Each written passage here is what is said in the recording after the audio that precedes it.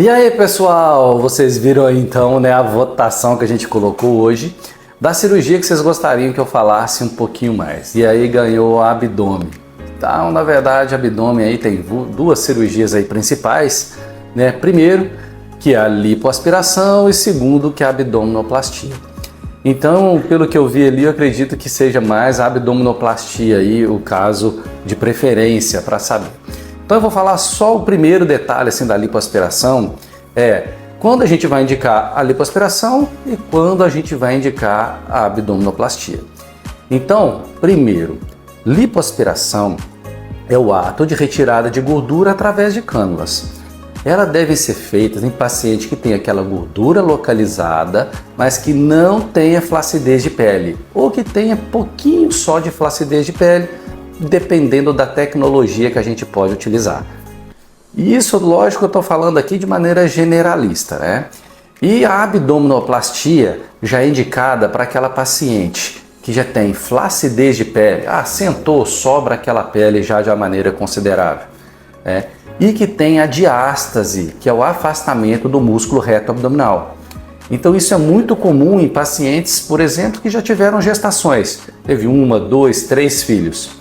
Aí acaba ocorrendo tanto a flacidez de pele quanto a questão da diástase. Então esses casos são os casos aí que mais se faz a abdominoplastia. Então a grande indicação da abdominoplastia é flacidez de pele e diástase. Então vamos lá, o que é a diástase? Vou fazer aqui um esquema para você entender bem. Então vamos lá, como eu falei, eu vou explicar para vocês aqui o que é a diástase. Tá? Todo mundo fala em diástase, mas ninguém explica para você tão detalhadamente. O que é a diástase? É o afastamento do músculo reto abdominal. A literatura, né, os artigos científicos divergem um pouco nesse quantos centímetros que é, mas aproximadamente mais de 2,5 centímetros de distância entre o músculo a gente considera diástase. Então nós temos aqui, esse é o músculo reto abdominal. E nós temos, né, dois, então de um lado direito e do lado esquerdo. Quando ocorre esse aumento dessa distância, por exemplo, em caso de gestação, então a mãe está lá com aquela barriguinha, vai crescendo o bebê, vai crescendo, aquele músculo vai afastando, depois sai o bebê, depois vem outro. Aquele músculo acaba tendo esse afastamento maior e ele não volta mais à posição que era antes, ou seja, é como se fosse um elástico velho que se afastou. Então, se ele se afastou, você não tem aquela resistência muscular como você tinha antes. Ou seja, essa região aqui, acabou aumentando essa distância entre o músculo. E quando a gente aumenta essa distância entre o músculo, ele fica frouxo. E todo o conteúdo intraabdominal acaba aparecendo um pouquinho mais para frente. Então aquela famosa barriguinha de grávida, né? Quando fala assim, você está gestante? E não está, né? Já teve o filho já, mas continua com aquele abdômen abaulado. Outra coisa que é muito comum que acontece nas pacientes é com esse grande ganho e perda de peso, né? A oscilação do peso, a oscilação do tamanho do abdômen por causa da gestação, a pele também é esticada e voltada. Ou seja, ela não volta mais ao jeito que era e acaba tendo aquele abdômen em avental, ou seja, o abdômen caído, o excesso de pele. E tem algumas pacientes que, tem pacientes que têm flacidez não só na parte inferior, mas tem na parte superior e inferior, ou somente na superior. E aí que acaba variando as indicações de abdominoplastia, tá? Por isso que existem vários tipos. Existe a abdominoplastia tradicional, aquela na parte inferior, com aquele corte embaixo que você já conhece. Existe a mini abdominoplastia, que é paciente que já tem menos flacidez. Ela tem pouca flacidez e só na parte inferior. Então o cortezinho é menor, porque é a quantidade de pele que a gente tem que retirar, e a gente trata de diástase sim, viu, nessa mini abdominoplastia. E aquela paciente que tem flacidez só na parte superior, a gente pode fazer a abdominoplastia reversa, isso, ao contrário, porque a gente faz o cortezinho aqui no sulco da mama. E hoje em dia, a grande maioria das vezes, a gente associa a lipoaspiração à abdominoplastia. Como eu disse, a abdominoplastia então trata a flacidez de pele e o reforço do músculo.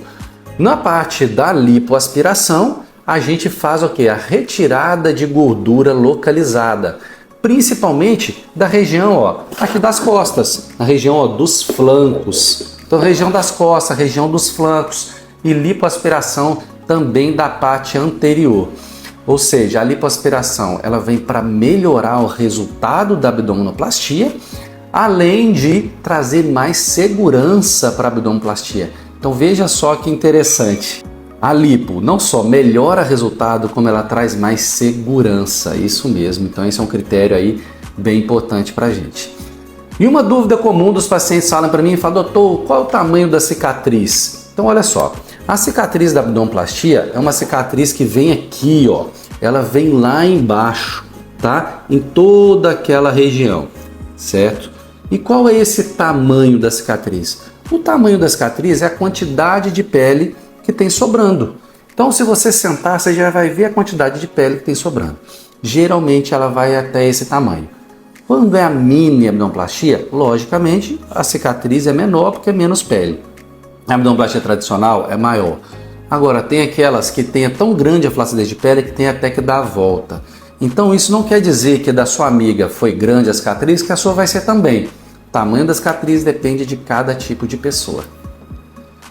A lipo não só melhora o resultado, como ela traz mais segurança. Isso mesmo. Então, esse é um critério aí bem importante para a gente. E uma dúvida comum dos pacientes falam para mim e falam: doutor, qual é o tamanho da cicatriz? Então, olha só. A cicatriz da abdominoplastia é uma cicatriz que vem aqui, ó. Ela vem lá embaixo, tá? Em toda aquela região, certo? E qual é esse tamanho da cicatriz? O tamanho da cicatriz é a quantidade de pele que tem sobrando. Então, se você sentar, você já vai ver a quantidade de pele que tem sobrando. Geralmente, ela vai até esse tamanho. Quando é a mini abdominoplastia, logicamente, a cicatriz é menor porque é menos pele. A abdominoplastia tradicional é maior. Agora, tem aquelas que tem tão grande a flacidez de pele que tem até que dar a volta. Então, isso não quer dizer que da sua amiga foi grande a cicatriz, que a sua vai ser também. O tamanho da cicatriz depende de cada tipo de pessoa. E como a gente faz a cirurgia então? Muito simples. Olha, você vai para o hospital, interna e faz. Fez a cirurgia, só passa uma noite no hospital. O outro dia você já vai de alta, já vai embora para casa. Tá? A gente inicia essa cirurgia com uma lipoaspiração na região das costas, vira de frente, inclusive pode pegar essa gordurinha, preparar e colocar no bumbum com a intenção de modelar. Vira de frente, lipoaspiração na frente também para a gente retirar aquela gordura localizada. E depois a gente inicia a abdominoplastia, com aquele corte inferior, levanta a pele para a gente ter acesso a todo o músculo e faz a aplicatura do músculo, ou seja, é juntar o músculo. Fazer ele como se fosse um corpete por dentro, né? Para juntar bem o músculo. E depois a gente desce aquela pele e retira toda a pele que está flácida. E uma questão sempre importante que a gente fala para os pacientes é que nesses casos a gente não usa o dreno. Isso mesmo, o dreno que é aquele caninho de plástico que você fica tirando sangue em casa, incomoda muito, ele leva um pouquinho de dor. E a gente sabe que quando usa dreno existe um maior risco de ter infecção. Então nesse caso a gente não utiliza o dreno. Doutor, mas para onde que vai o líquido? Na verdade, a gente não deixa o líquido ser formado. Como a gente faz? Você viu aqui como eu te expliquei, que a gente faz o corte, disseca e faz aquela descida da pele cobrindo o umbigo. Quando a gente desce, sobra um espaço vazio entre a pele e o músculo. A sobra desse espaço vazio, o nosso corpo produz um líquido, que é o seroma, para preencher o espaço vazio. Porém, o que a gente faz? A gente vai dando vários pontos, grudando novamente a pele ao músculo. E se a gente gruda, não tem espaço vazio, não forma o líquido, não precisa colocar o dreno. É por isso que a gente não coloca. E uma outra preocupação bem grande dos pacientes é em relação ao umbigo.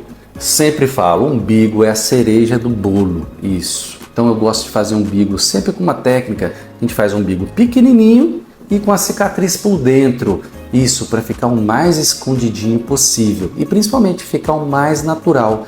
Esse é o nosso grande objetivo, de trazer mais naturalidade para o seu resultado. Um umbigo pequenininho que você vai lá, ninguém vai nem saber que você fez essa cirurgia devido à naturalidade deles. Doutor, e a recuperação do pós-operatório? Olha, a gente orienta que os pacientes andem um pouquinho mais encurvado, não é muito não, é discreto, só para não forçar muito a cicatriz naquele local.